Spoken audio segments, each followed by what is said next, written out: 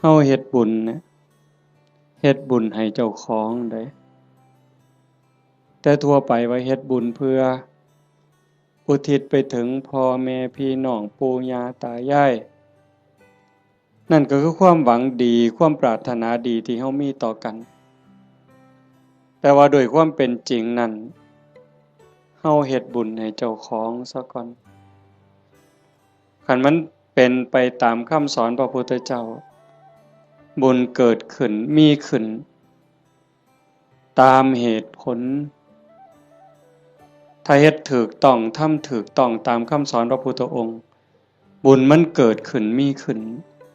เฮาก็จังสิสามารถอุทิศไปถึงญาติที่ล่วงลับแม้แต่บางเทื่อเฮาอุทิศไปแล้วญาติผู้ล่วงลับก็บ่แน่ใจว่าสิได้นำเฮาหรือบ่ง่ายปานใดเด้เบิ่งดีๆโยมชีวิตเนี่ยเป็นของอัศจรรย์ชีวิตเป็นของมีค่าแต่ว่าเวลาของชีวิตมันน้อยเฮาอยู่ในโลกนี่สัวคู่สัวยามโลกบ่แม่นของเฮาเด้คันเฮาบ่เข้าใจในคำสอนของพระพุทธเจ้าบ่พิจารณาตามความเป็นจริงเฮาก็สิพากันหลงละเริงหลงในยศในตำแหน่งในฐานะความเป็นอยู่ว่าเจ้าของคักว่าเจ้าของประเสริฐดีกว่าเขาคักกว่าเขาอันนี้คือความบ่ฮู้ดอกคนบ่ได้คิดว่าอยากเป็น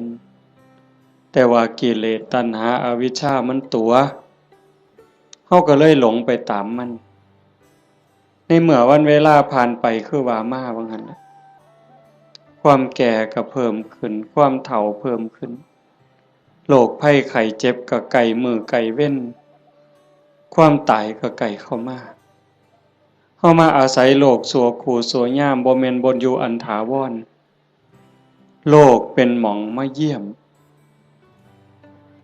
มมาพักคันคนมีปัญญาก็สิรู้จักสร้างน้ำทำบุญเก็บเกี่ยวสัมภารธรรมเก็บกรรมบุญกุศลเพื่อนำพาดวงจิตดวงใจเจ้าของให้มันไปดีกว่าเก่าให้มันไปดีไปงามเพราะว่าถ้าตราบใดเฮายังบ่ทันถึงมรรคผลนิพพานการเวียนว่ายตายเกิดมีแน่นอนโยมจงมั่นใจเด้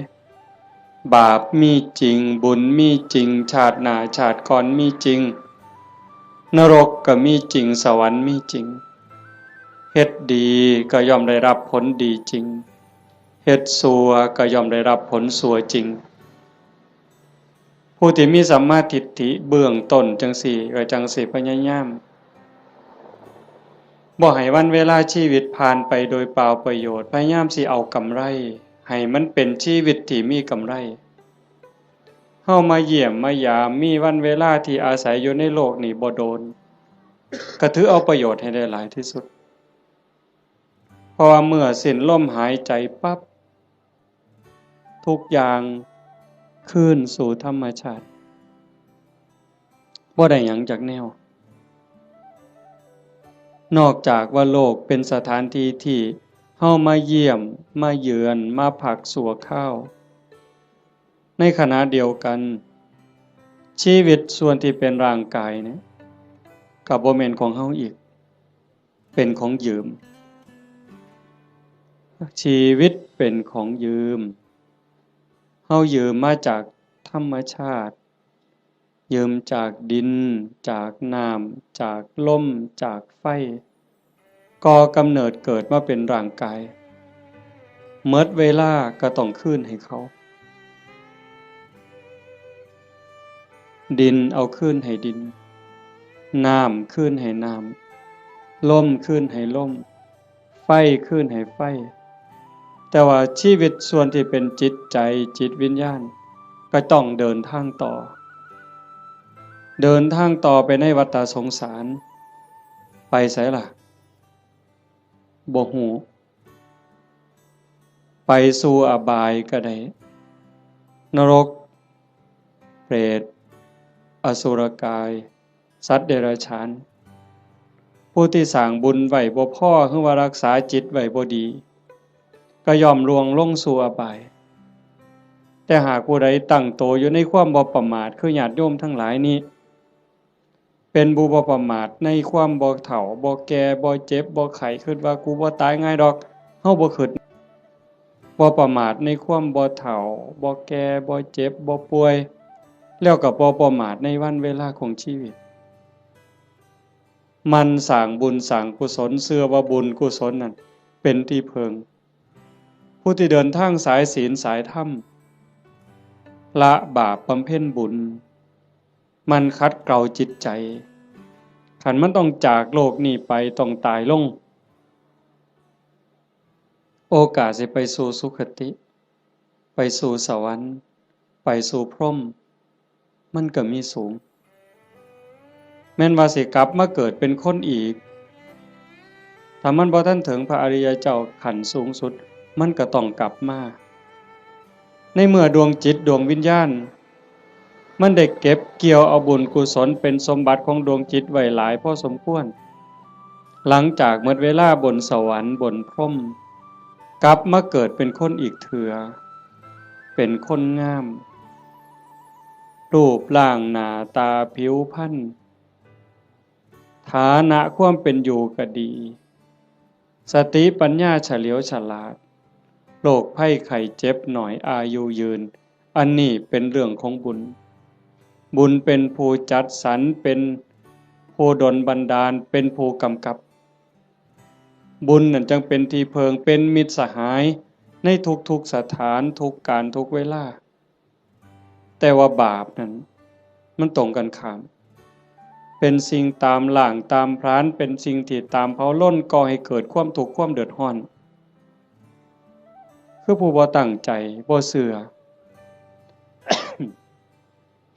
สร้างบาปสร้างกรรมโดยกายวาจาใจความคิดก็บ่ถูกต้องคำเว้าก็บ่ถูกต้องการกระทำก็บ่ถูกต้องเฮ็ดอันใดก็หวังเอารัดเอาเปรียบผู้อื่นในชีวิตเป็นอยู่นี่ก็หาความสุขบ่พอมีความทุกข์อยู่เรื่อยมีความเดือดร้อนอยู่เรื่อยจากโลกนี้ไปก็ล่วงลงสู่อบายนรกเปรตอสุรกายสัตว์เดรัจฉานกลับมาเกิดเป็นคนอีกเถื่อทุกข์ลังเธอพิการตั้งแต่ในท้องตาบอดแน่หูหนวกแต่เกิดจังสิแข้งบ่ล่าขาบ่เกิงมือบ่ครบเป็นแนวใดโยมวะพิกลพิการทั้งร่างกายแล้วเกิดในตระกูลที่ยากจนขี้ร้ายพร้อมพิการพร้อมจนพร้อมโรคภัยไข้เจ็บหลายพ้อแต่แนวบ่ดีเดือดร้อนบ่จบบ่สิ้นอันนี้ก็คือบาปเป็นผู้กำกับบาปเป็นผู้แสดงเป็นผู้กำกับการแสดงแล้วก็ส่งผลก่อให้เกิดความทุกข์ความเดือดร้อนผู้บ่ประมาททั้งหลายก็จังพยายามขนขวายในการสร้างบุญแต่มาจังว่าอนุโมทนาสาธุกับญาติโยมโดยเฉพาะเจ้าภาพ จริงๆกับเจ้าภาพทุกคนเจ้าภาพทุกคนที่มาร่วมกันในมื้อนี้เฮาตั้งใจสิเฮ็ดบุญกุศลอุทิศไปถึงโยมพ่อใหญ่ตาโยมแม่ใหญ่พุทธอุทิศแปลว่าให้เฮ็ดบุญหวังสิส่งไปฮอดโยมแม่ใหญ่ตาโยมพ่อใหญ่พุทธบุญรัตน์อันนี้ก็คือเจตนาอันนี้คือความหวังตั้งใจของญาติโยมทุกคน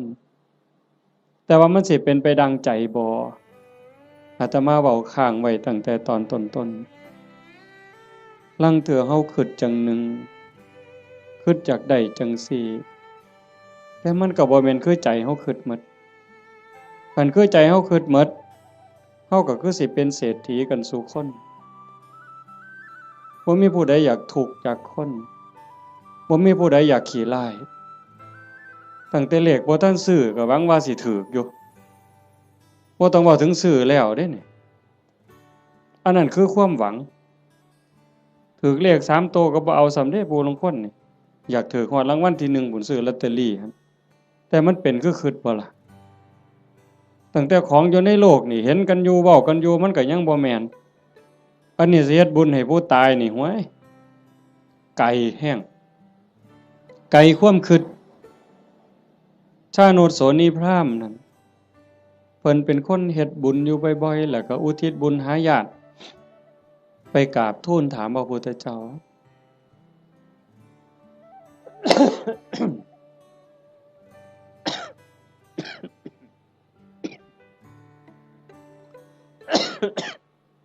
เพิ่นว่าเพิ่นเฮ็ดบุญดูๆเนี่ยอุทิศไปให้ญาติที่ล่วงลับไปญาติได้รับบ่พระพุทธองค์เพิ่นก็ว่ามันบ่แน่นอนดูก่อนพราหมณ์มันแล้วแต่ฐานะคำว่าแล้วแต่ฐานะคือผู้ที่จากไปนั่นเขาไปไสคันเขาไปตกนรกเขาก็บ่ได้รับผลบุญนี่ทันทีนรกเพิ่นบอกว่ามีอยู่457ขุม457ขุมบ่ได้บุญทันทีคันสิได้ก็ในเมื่อรับรู้รับทราบแล้วก็ยินดีอนุโมทนาสาธุ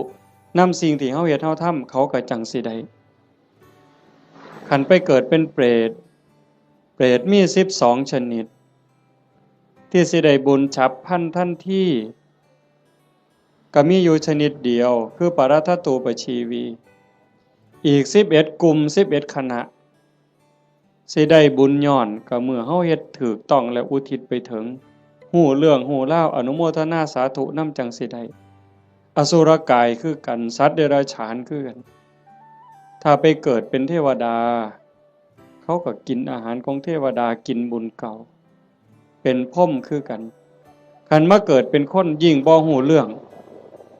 บ่ฮู้จักเขาก็สิได้นำเฮาจังได๋บัดนี้มันก็บ่ได้อันนี้คือฐานะของผู้ที่จากไปนั่นส่วนหนึ่ง2ผู้เฮ็ดบุญนี่เฮ็ดเป็นบ่เฮ็ดถูกตามคำสอนพระพุทธเจ้าบ่สมมุติว่าญาติเฮาที่ตายจากไปรอคอยส่วนบุญคอยอนุโมทนาเอาบุญนำเฮานี่แต่ว่าผู้เฮาเฮ็ดบุญนี่เฮ็ดเป็นบ่เฮ็ดถูกบ่เฮ็ดแม่นตามคำสอนพระพุทธเจ้าบ่คันบ่ได้เฮ็ดตามคำสอนพระพุทธเจ้าเฮ็ดบุญตามความคิดเฮ็ดบุญตามเขาว่าเฮ็ดบุญตามธรรมเนียมประเพณีมันก็บ่เป็นบุญผู้ทาคาถาเป่าทุกข์ก็ทุกข์อยู่ส่ำนั้นจังซั่นการเฮ็ดบุญเนี่ยมันจะต้องศึกษาทำความเข้าใจแต่ว่าโยมทั้งหลายโดยเฉพาะผู้เป็นเจ้าภาพโยมแม่ออกสมบูรณ์หลายๆคนเนาะพ่อใหญ่อ่อนแม่ใหญ่สมศรีนางวิภารัตน์นายทวีศักดิ์พ่อใหญ่สังงานางโยมกาญจนาโยมศิริพรโยมกิตติโยมชูชาติโยมสมบูรณ์นายประจวบนางรัตมณีโยมชั้นชัยโยมดวงธิดาโยมพรณภาโยมไกรสอนโยมจันทิราอันนี้ก็ถือว่าเฮาเข้าใจพอสมควรคณะบ่เข้าใจในคำสอนพระพุทธเจ้าบ่ได้ฟังเรื่องบุญบ่ได้ยินเรื่องบุญจนเข้าใจแล้วเฮาก็จะเฮ็ดบุญจังซี่บ่ได้บ่เฮ็ดดอกต้องเฮ็ดอีกอย่างหนึ่งจังซั่นการเฮ็ดบุญมันเป็นการสร้างประโยชน์สูงสุดให้กับชีวิตตนเองในปัจจุบันแล้วก็หวังผลบุญนั่นให้เป็นสิ่งเพิงพาอาศัยได้ในปรโลกเบื้องหน้าเฮาก็จังเฮ็ดในส่วนที่เป็นบุญตามคำสอนพระพุทธเจ้าวางหนึ่งน่ะอาตมามานั่งฟังอยู่ในรถครูบาอาจารย์เพิ่นสิกลับวัดเพิ่นให้พรโยมมีบทหนึ่งตอนท้ายๆปุญญานิปาลโลกัสสมิงปฏิฐาโหนติปานินังเพราะเหตุว่าบุญนั้น เป็นที่พึ่งของสัตว์ทั้งหลายในโลกหน้าพร้อมทั้งโลกต่อไปเพิ่นแปลว่าจังซี่ปุญญานิปรโลกัสสมิงปฏิทาโหนติปานินังเพราะเหตุว่าบุญนั้นเป็นที่พึ่งของสัตว์ทั้งหลายในโลกหน้าพร้อมทั้งโลกต่อไปบุญนี่เป็นสื่อของความสุขเป็นสื่อของความดีความงามบุญนำมาซึ่งความสำเร็จนำมาซึ่งความเจริญเฮาได้ดังหวังตั้งใจนี่บุญเป็นผู้กำกับทั้งหมดบุญเป็นสื่อของความสุขความดีความงามนำมาซึ่งความสำเร็จบุญเป็นที่เพิงนอกจากบุญบ่มีอันใดเป็นที่เพิงอันถาวรเด้อโยมคิดเบิ่งดีๆเด้แม่นอยู่ดอกในขณะที่เป็นอยู่เฮาก็แสวงหาหมดนั่นล่ะเข้าของเงินทองชื่อเสียงอำนาจวาสนาบริวารญาติพี่น้องก็เพราะได้เพิงพาอาศัยกันในข้าวที่ยังอยู่แต่โยมพิจารณาเบิ่งดีบ่คนเฮาเพิงพาอาศัยกันได้จริงๆกันในข้าวที่มีศีลมีธรรมในใจเด้ในข้าวที่ทุกคนมีศีลมีธรรมเจือจานอยู่ในใจก็จังเพิงพาอาศัยกันได้คันถ้าศีลธรรมจืดจางไปจากใจแล้วผัวก็เพิงบ่ได้เมียก็เพิงบ่ได้ลูกก็เพิงบ่ได้โยมเปิดโทรทัศน์เบิ่งสิได้ยินเกือบซุมื้อเห็นเกือบซุมื้อผัวฆ่าเมียเมียฆ่าผัวพ่อแม่ฆ่าลูกลูกฆ่าพ่อแม่พี่น้องฆ่ากันหมู่ฆ่ากันผู้บางคนมีเงินหลายๆก็คิดว่าสิอยู่เย็นเป็นสุขบ่เงินนั่นล่ะพาเจ้าของเดือดร้อนนอกจากสิถือเขามาแย่งมาป่นมาจี้จับไปเรียกค่าไทยบางเทื่อเห็นว่าเจ้าของมีเงินหลายก็ไปข่มคนอื่นสร้างความเดือดร้อนให้ผู้อื่นก็โดนจับปรับไม้ใส่โทษเมื่อดีบ่ดีเขากู้เขายืมค่าปิดปากค่าล่างหนี้ก็มีเห็นบ่ล่ะมันจังบ่แม่นที่เพิงอันแท้จริงแต่ที่เพิงอันแท้จริงคือบุญคือโยมนั่งฟังเทศน์ฟังธรรมอยู่นี่เฮาได้เกิดมาเป็นคนเนี่ยคันบุญบ่หลายมันสิได้เป็นคนบ่เจ้าว่านกหนูปูปีกงัวควายสร้างม้าสัตว์เดรัจฉานทั้งหมดคันจะเว้าไปไล่ไปทั้งหมดตั้งแต่สัตว์นรกเวจีจนถึงภวกพรหมบ่มีผู้ใดที่บ่เคยพ่อเป็นแม่เป็นพี่เป็นน้องอาตมาบ่ได้เว้าเอาเด้พระพุทธเจ้าเว้าเด้ในวัฏฏะสงสารนี้ไม่มีใครเลยที่ไม่เคยเกิดเป็นพ่อเป็นแม่เป็นพี่เป็นน้องเป็นญาติร่วมสายโลหิตไม่มีใครเลยที่ไม่เคยเกิดเป็นสามีภรรยากันมาก่อนโยมอยู่นี่หลายๆคนเคยเป็นผัวเป็นเมียกับหนอนกับมดกับยุ่งที่มันมากัดเฮานี่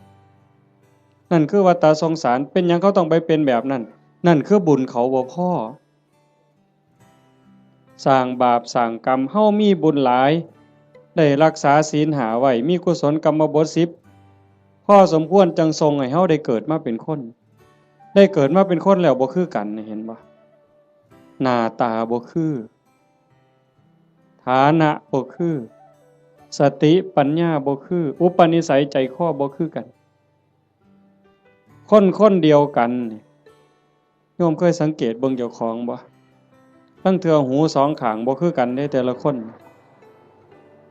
ตาสองข้างบ่คือกันเด้สังเกตเบิ่งเด้อหมู่พวกคนเฮาที่รู้จักกันตาสองข้างบ่คือกัน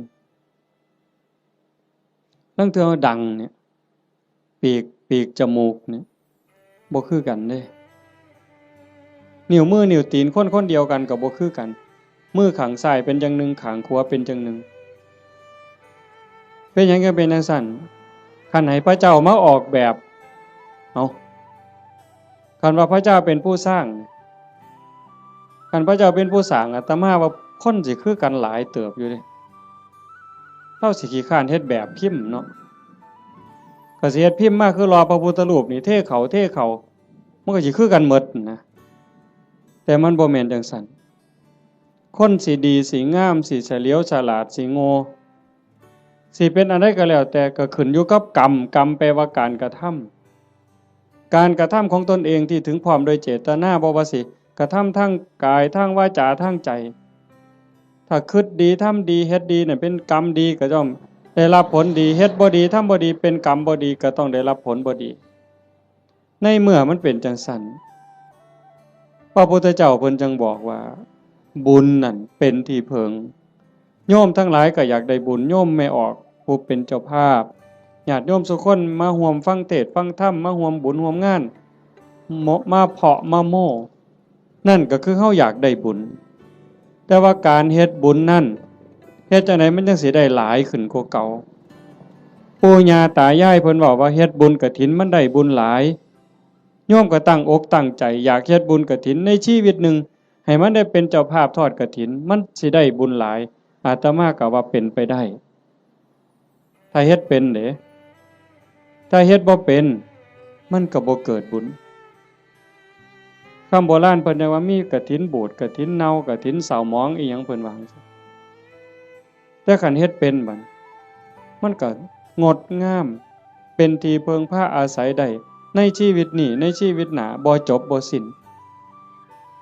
เพิ่นจังให้เฮาศึกษาทำความเข้าใจเรื่องบุญ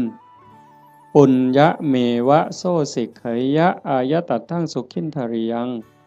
ทานันจะสมจริยันจะเมตตาจิตตัญจะภาวเยเอเตธัมเมภาวยิตตวาตโยสุขังสมุทเยอปยาปัจฉังสุขังโลกังบันติโตอุปปัชชติถ้าบุคคลใดปรารถนาบุญอันเลิศพึงศึกษาทำความเข้าใจเรื่องบุญนั้นให้ดีๆจงเลือกทำบุญชนิดที่มีความสุขเป็นกำไร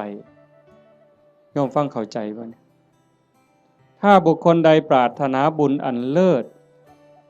จงศึกษาทำความเข้าใจเรื่องบุญนั้นให้ดีๆจงเลือกทำบุญชนิดที่มีความสุขเป็นกำไร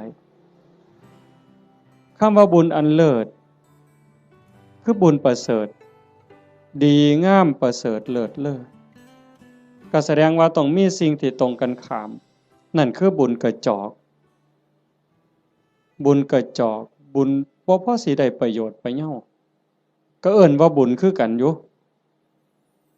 บุญกระจอกเป็นบุญชนิดที่มีความทุกข์เป็นกำไรเป็นบุญนอกคำสอนพระพุทธเจ้าเป็นบุญคิดเอาเป็นบุญตามเขาว่าเอิ้นชื่อว่าบุญคือกันบุญแข่งเหือเห็นบ่เป็นบุญบ่อนใดล่ะหมู่เจ้าว่าบุญบั้งไฟจังสิเอาเป็นบุญบ่อนใดเอาเฮาก็เอิ้นว่าบุญอยู่เด้นี่บุญบั้งไฟตั้งแต่ไปเตรียมทานนี่ก็เท่าใดเครือกเวลาเท่าใดหมดเงินหมดทองเท่าใด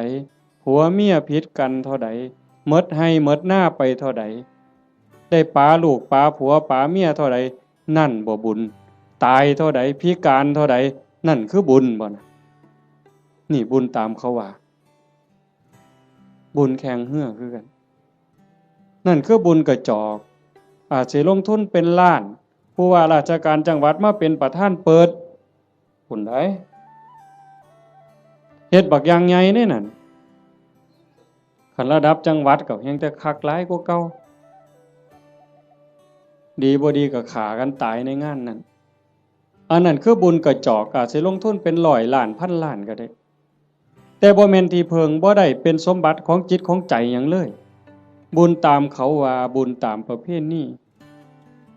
อีกอย่างหนึ่งขันบุญในบ้านในชุมชนจังซี่แต่อาตมาเป็นเด็กน้อยคือบวชมาใหม่ๆก็ยังได้มีซุมื้อก็ยังเหลืออยู่แต่ก็น้อยลงในบางจุดพอเฮาเว้าดูชี้แจงดูอย่างว่าบ่มีเหล้าบ่มียาบ่เป็นบุญดอกบ่ขาหมูบ่ขางัวบ่ขาควายสู้กันกินนี่บ่เป็นบุญดอกบ่มีหมอร้องหมอลำบ่แม่นบุญดอกอันบุญจังซั่นเป็นบุญตามเขาว่าเป็นบุญกระจอกนอกพุทธศาสนาบุญชนิดนั้นมีความทุกข์เป็นกำไร มีความทุกข์เป็นกำไรมีความทุกข์เดือดร้อนตามมาบ่จบง่ายบ่สิ้นง่ายแถวตำบลดอนแรดเนี่ยอาตมากระเสือว่าโยมเคยเห็นพี่กายอาตมาเทศน์ทั้งฟังนั่นอันนั้นเพียงแต่หมดหลายอยู่ด้วยกอตองหมอลำครูหมู่ฮ้อข้าวต้มมวยแม่นบ่มื้องั้นจังซี่นี่หมอลำ300,000ก็ว่าเอาบุญบักคักเด้เอาก็ได้ไปก็แล้วแต่ว่าบุญที่พระพุทธเจ้าสอนมันเป็นบุญชนิดที่มีความสุขเป็นกำไรอาจสิบ่ต้องลงทุนพอสลึงก็ได้บัดมันมีหยังแหน่บุญที่พระพุทธเจ้าสอนเป็นบุญในเขตพุทธศาสนาเป็นบุญสงบเย็นแล้วก็มีความสุขเป็นกำไรทานันจะท่านคือการให้การแบ่งการปันโยมให้ออกสมบูรณ์ต้อนรับพี่ในป่าพ่อลุงน่ะบ่าวน่ะสาวลูกเต่าเล่าหลานมาเพาะมะโม่บุญตั้งแต่น้ำเป่าๆน้ำดื่มธรรมดาแก้วหนึ่งต้อนรับกันโยมไม่ออกสมบูรณ์ก็สบายใจเห็นบ่ไหว้กันต้อนรับกันทักทายปราศัยเว้ากันดีๆซ้ำนี่ก็เป็นบุญบุญคือความสุขฟังให้ดีนี่บุญคือความสุขความอิ่มใจความเบิกบานใจแล้วบุญนั้นไม่มีโทษบ่แม่นม่วนซื่อๆเด้ต้องบ่มีโทษบ่มีภัยนำในโลกนี้ในโลกหน้าเก็บดอกไม้นะมาแต่ข้างหัวใส่พานยกใส่หัวบูชาพระรัตนตรัยความอิ่มใจก็เกิดนั่นบ่ต้องเสียหยังหลายยิ่งคือตอนเพลเฮาได้ถวายเพลยกสำรับกับเขาถวายครูบาอาจารย์ได้ไหว้พระได้รับศีลคันเข้าใจตั้งใจดีๆเกิดความสุขเกิดความอิ่มใจตรงนี้คันญาติพี่น้องเพิ่นอยู่ในฐานะที่สิได้เพิ่นก็ได้คันเฮาเฮ็ดถูกเฮ็ดแม่นนี่เพิ่นต้องได้คันเฮ็ดบ่ถูกบ่แม่นหมด100ล้านพันล้านก็บ่เป็นบุญบ่ได้นำจังว่าทานันจะ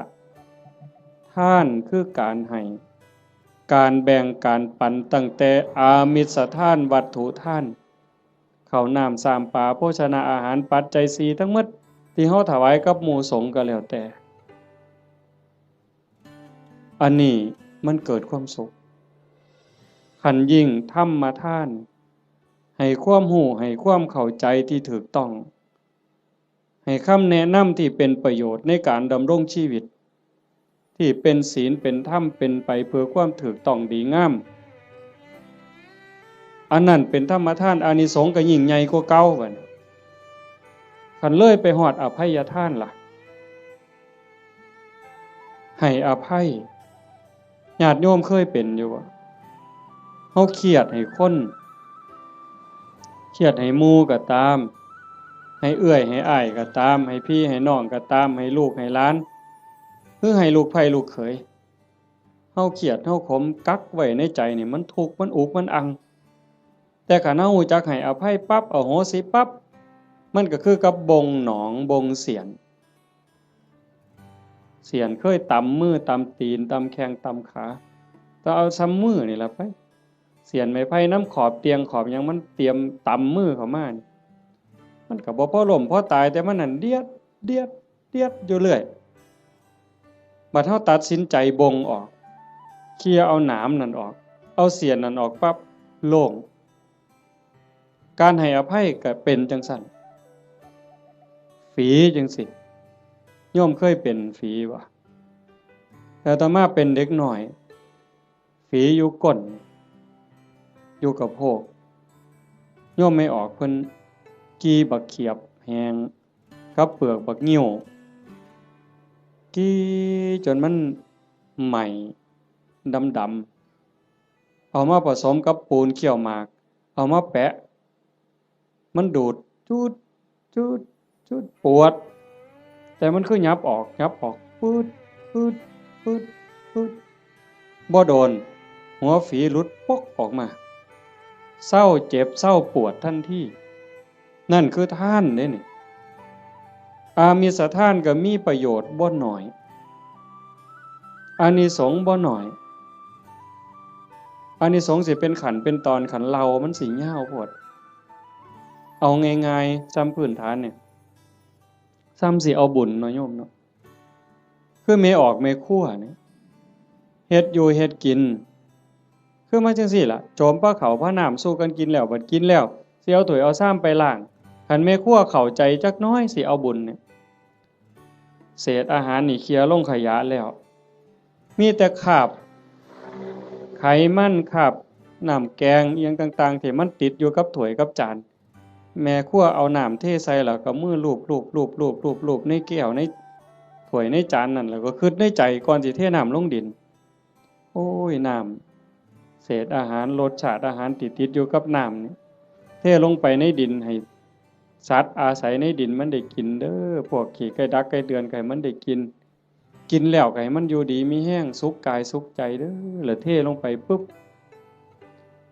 ซ้ำนั่นพระพุทธเจ้าว่าเป็นบุญที่นับประมาณไม่ได้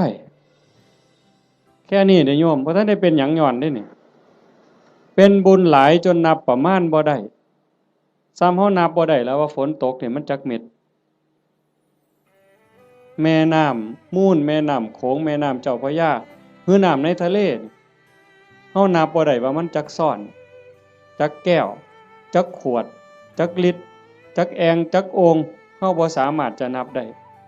เพียงแค่เฮาเทน้ำล้างถ้วยล้างจานลงในดินแต่เจตนาให้พวกเชื้อโรคพวกขี้ไก่เดือนให้มันได้กินซ้ำนี่ก็บุญมหาศาลพระพุทธเจ้าเพิ่นก็ยังไล่ขึ้นมาจากสัตว์เดรัจฉานร้อยเทื่อพันเทื่อก็บ่สู้ให้คนขี้เมาคนบ่มีศีลบ่มีธรรมตีหัวหมาด่าแม่คนคันให้พวกนี้เทื่อเดียวก็ได้หลายกว่าให้สัตว์เดรัจฉานร้อยเทื่อพันเทื่อให้คนบ่มีศีลบ่มีธรรมจังสันร้อยเทื่อพันเทื่อก็บ่ได้บุญหลายเท่าให้โยมผู้มีศีล5เทื่อเดียวเพราะว่าคนมีศีลมีธรรมมันสิเฮ็ดโลกนี่สงบร่มเย็นแล้วก็เป็นประโยชน์นำกันอีกให้คนผู้มีศีล500เทื่อพันเทื่อก็บ่ได้บุญหลายเท่าให้ผู้มีศีล8พอใหญ่แม่ใหญ่เฮาไปจำศีลอยู่วัดในมื้อวันพระวันศีลหรือมีงานปฏิบัติธรรมไปนุ่งขาวห่มขาวนั่นล่ะเป็นเนื้อหน้าบุญผู้ศีล5บริสุทธิ์100เทื่อพันเทื่อก็บ่ได้บุญหลายเท่าให้ผู้มีศีล8เทื่อเดียวให้ผู้มีศีล8 100เทื่อพันเทื่อก็บ่ได้บุญหลายเท่ากับให้เน้นน้อยผู้เดียวได้บัดเน้นน้อยศีล10เด้ให้เน้นน้อยศีล10 100เทื่อพันเทื่อก็บ่ได้บุญหลายเท่ากับให้พระภิกษุศีล227เทื่อเดียวให้ผู้พระภิกษุเนี่ยศีล227 100เทื่อพันเทื่อก็บ่เกิดบุญหลายเท่ากับให้นักบวชนอกศาสนาที่เขาฝึกฝนอบรมบ่มจิตบ่มใจจนคมราคะความรู้สึกระหว่างเพศขาดสะบั้นลงแล้วไล่ขึ้นมาอีกเป็นเก่าชั้น10ชั้นพุ่นบ่ไล่ดอกจนฮอดพระพุทธเจ้าจนฮอดสงฆ์ที่มีพระพุทธเจ้าเป็นประธานอานิสงส์ก็หลายขึ้นให้กับคณะสงฆ์ที่มีพระพุทธเจ้าเป็นประธาน100เทื่อพันเทื่อก็บ่ได้บุญหลายเท่ากับสร้างวิหารกันแดดกันฝนกันลมสร้างวิหาร100หลังพันหลังก็บ่ได้บุญหลายเท่ากับให้ธรรมะเห็นบ่บัดนี้ตัวนี้บ่เสียหยังแล้วเด้บัดบ่สู้ให้ธรรมะเป็นทานให้ความรู้ให้ความเข้าใจอย่างว่าให้ธรรมะเป็นทานก็ได้บุญได้กุศลมาอยู่ได้บุญได้เกิดความร่ำรวยได้เกิดความงามความดีแต่ว่าบางเทื่อมันก็ยังแบกศาลานั่นกูก็สร้างกุฏินี่ก็สร้างโบสถ์ก็สร้างกฐินก็เฮ็ดซุปีคันบ่มีกูนี่บ่ว่าทีเดียวเลยบัดนี้เป็นจังได๋บัดดีบ่หลวงพ่ออย่าเว้ายากเด้บ่เฮ็ดกฐินให้เด้เป็นจังได๋บัดบ่มาก็ได้เด้วัดนี่นั่นครูพระแล้วนั่นเพิ่นว่าเพิ่นคักซั่นเด้จังต้องมาที่อภัยทานรู้จักให้ธรรมะรู้จักให้อภัยคือจิตทำจิตให้ว่างทำจิตให้เป็นอิสระผลมันก็มีอานิสงส์ต่างกันหลายขึ้นสูงขึ้นอันนี้คือทานได้อันที่1ทานันจะสัมมจริยันจะบุญชนิดที่มีความสุขเป็นกำไรสม่ำเสมอควบคุมอากัปกิริยาคำปากคำเว้าให้เป็นไปโดยสงบเสงี่ยมอันนั้นคือศีล สำรวมวาจาใจให้เรียบร้อยศีลนี่จังมีอานิสงส์หลายเพราะว่าของมาท่านลักมากก็ได้โกงมากก็ได้ปล้นมากก็ได้ขามากก็ได้ได้บุญหลายแต่มันอาจสิบ่บริสุทธิ์เห็นบ่ศีลมันเป็นอุบายออกจากการเบียดเบียนตนเองก็บ่เดือดร้อนคันมีศีลเด้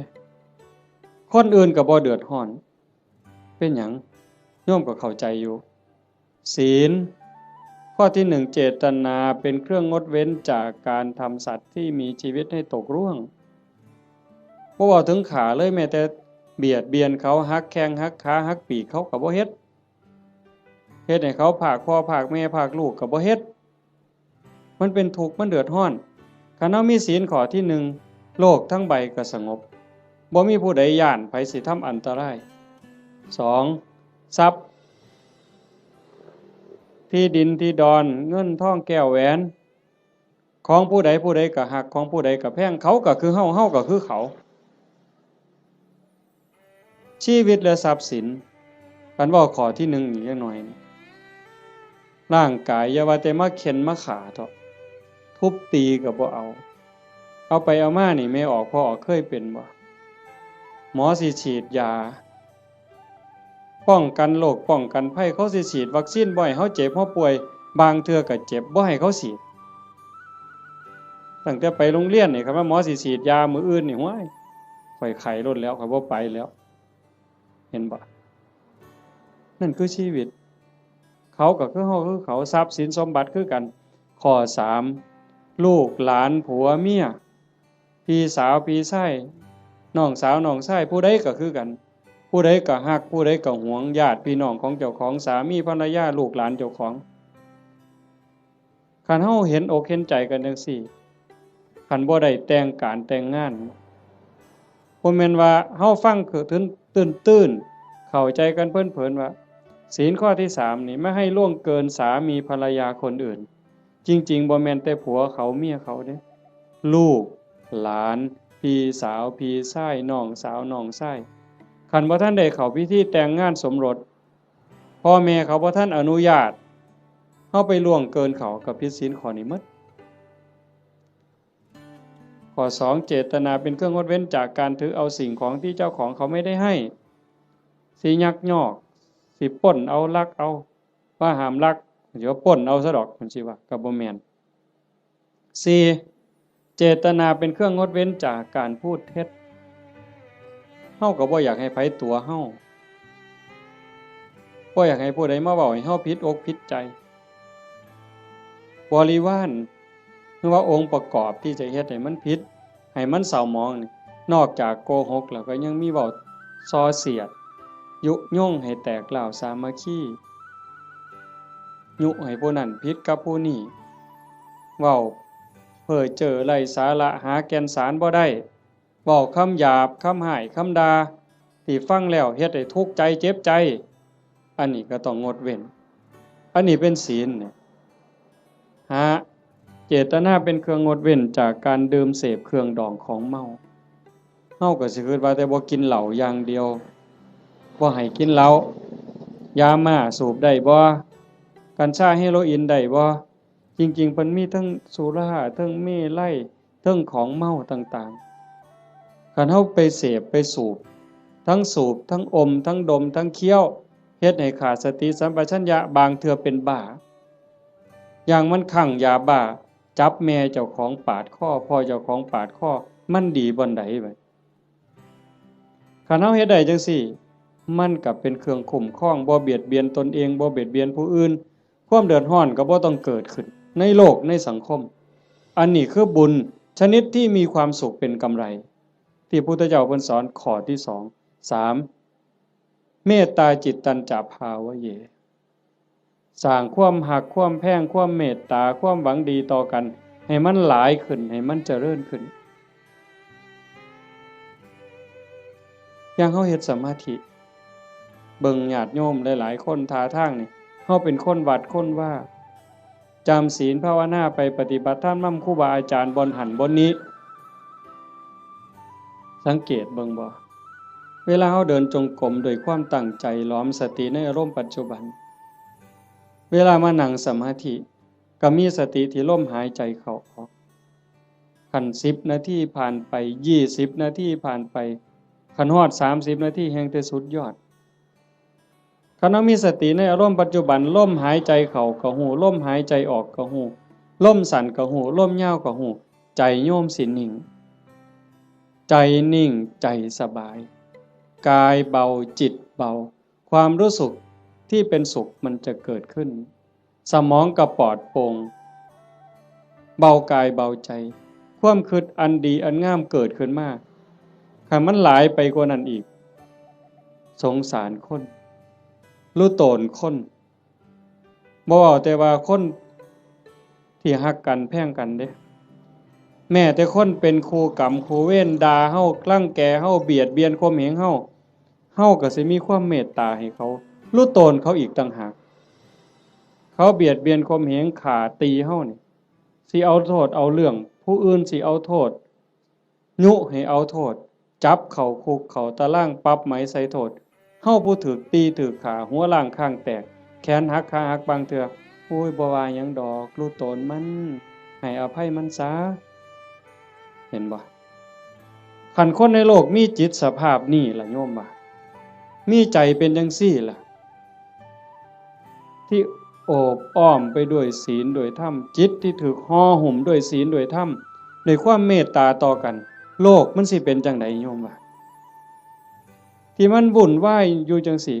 ย้อนคนขาดศีลขาดธรรมบ่ใส่ใจต่อศีลต่อธรรมก็เลยมีแต่ความเห็นแก่เนื้อแก่ตัวเอาเปรียบแม้กระทั่งเมียเจ้าของบ่ต้องเว้าผู้อื่นเด้เอาเปรียบเมียเจ้าของเอาเปรียบผัวเจ้าของลูกเต้าเอาเปรียบพ่อแม่แน่นอนเลยเลี้ยงมาพาใหญ่ตั้งแต่พูนอุ้มผ้าค่าท้องยากปานใดไม่ออกหูดีบ่ต้องจักถามดอกว่าพ่อแม่สิฮักเฮาส่ำใดห่วงใยเฮาส่ำใดโยมถามเจ้าของฮักลูกแต่มื้อใดยายถามจักหน่อยนี่โยมฮักลูกแต่มื้อใดเกิดไสเกิดจากท้องหรือเกิดในท้องบ่ยายว่าเกิดออกจากท้องมาฮักเลยแต่อาตมาเห็นว่าผู้บางคนนี่ส่วนหลายฮักตั้งแต่ว่าลูกมีในท้องว่าตั้งท้องแล้วฮักเลยลุกก็ระวังย่างก็ระวังกินก็ระวังนอนก็ระวังสิกินอันใดลงไปคันถ้าแม่นเจ้าของมักปานใดเคยกินเคยแซ่บแต่คันว่ามันสิเฮ็ดให้ลูกแสบลูกร้อนหยุดนั่นคือความฮักเด้ฮักตั้งแต่ว่าลูกอยู่ในท้อง9เดือน10เดือนคลอดมาก็เกือบล้มเกือบตายเชื่อว่าทุกคนนี่มือออกลูกนี่บ่มีผู้ใดม่วนปานใดดอกเทิงห้องเทิงไห้จมให้ผัวซ้ำผู้บางคนเครียดให้ลูกบ่สร้างลูกบ่ว่าฮักตั้งแต่คาท้องบ่ฮู้ซ้ำว่าลูกในท้องนี่มันสิเป็นผู้หญิงหรือเป็นผู้ชายสิพิการบ่สมบูรณ์บ่สิขี้ร้ายหรือสิงามสิเกิดมาทำร้ายเจ้าของบ่สิเป็นคนดีหรือเป็นคนชั่วบ่เกี่ยวกันบ่สนใจเลยฮักอย่างเดียวบัดลูกเกิดมาแล้วเลี้ยงมาลำบากปานใดหมดข้าวจักเหล้าตัวสิใหญ่แต่ละคนหมดเสื้อผ้าจักผืนหมดเงินจักแสนแต่งการแต่งงานให้แล้วบ่เฮ็ดเฮือนเฮ็ดซ่านให้อีกแล้วบ่มีทางออกลูกมาก็มาให้แม่เลี้ยงพ่อเลี้ยงคือเก่าพูดไปหาซื้อขนมกินอยู่กรุงเทพพอหลานมาให้ยายเลี้ยงแทนที่สิได้ลงวัดลงว่าจังหันจังเพี้ยนบ่ค่าหลานยายบางคนก็พะโล้เด้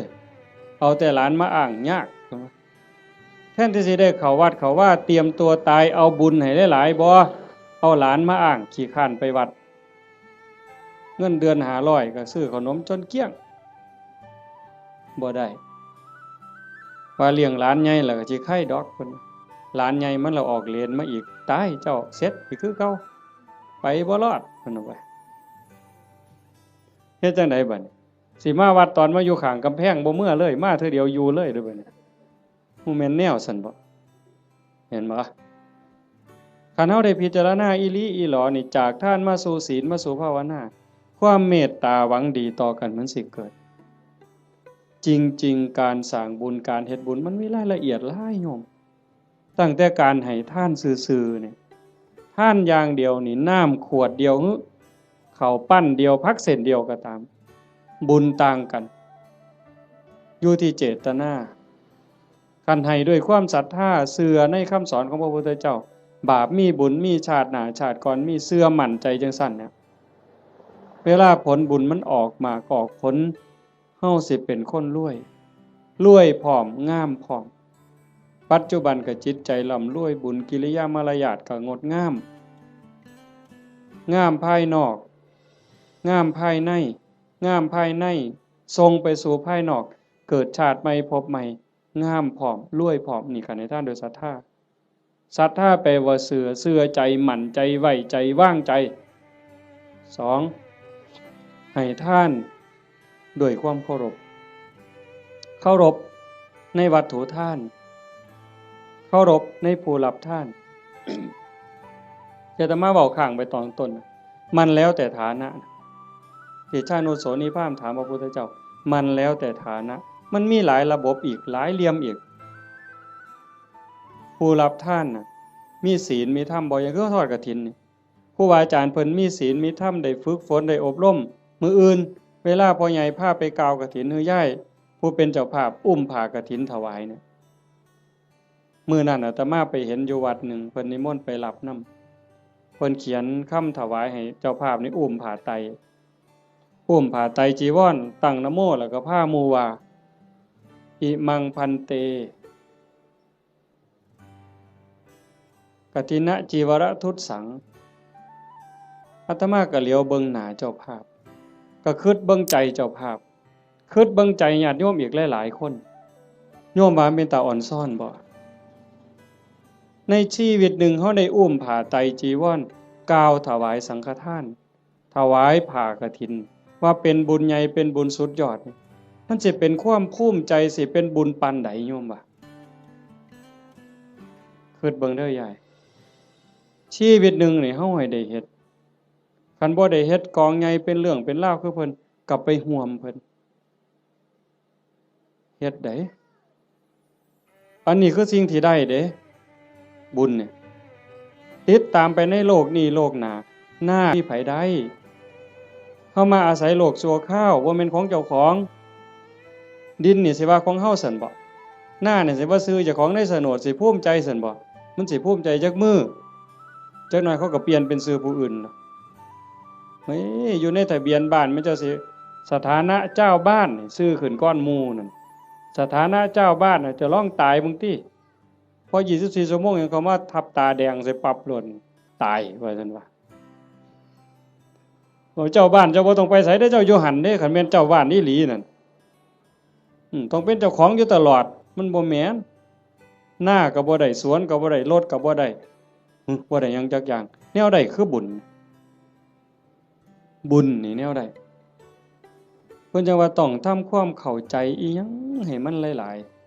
ๆท่านก็เฮาให้ด้วยความศรัทธาให้ด้วยความเคารพในผู้รับท่านครูบาอาจารย์เป็นผู้มีศีลมีธรรมผู้รับท่านเป็นหมู่สงฆ์เฮาถวายเขาสงฆ์เจ้าของเองก็เป็นผู้บริสุทธิ์